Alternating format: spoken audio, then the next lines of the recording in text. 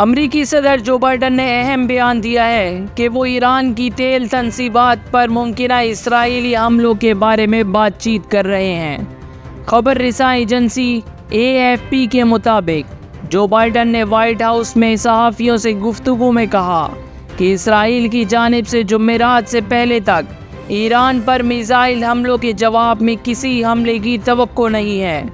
جب ان سے پوچھا گیا کہ کیا وہ ایران کی تیل تنصیبات پر اسرائیلی حملے کی حمایت کریں گے، تو امریکی صدر نے جواب دیا کہ ہم اس سلسلے میں بات چیت کر رہے ہیں۔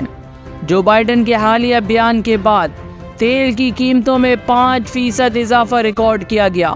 انہوں نے مزید کہا کہ مجھے اسرائیل کی طرف سے فوری طور پر کسی کارروائی کی توقع نہیں ہے۔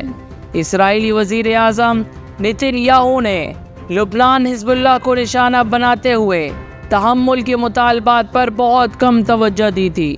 جب ان سے پوچھا گیا کہ کیا وہ اسرائیل کو ایران کے خلاف جوابی کارروائی کرنے کی اجازت دیں گے، تو انہوں نے کہا ہم اسرائیل کو اجازت نہیں مشورہ دیتے ہیں اور آج ایسا کچھ نہیں ہونے والا۔ گزشتہ روز امریکی صدر نے کہا تھا کہ امریکہ ایرانی جوہری تنصیبات پر اسرائیلی حملے کی حمایت نہیں کرے گا۔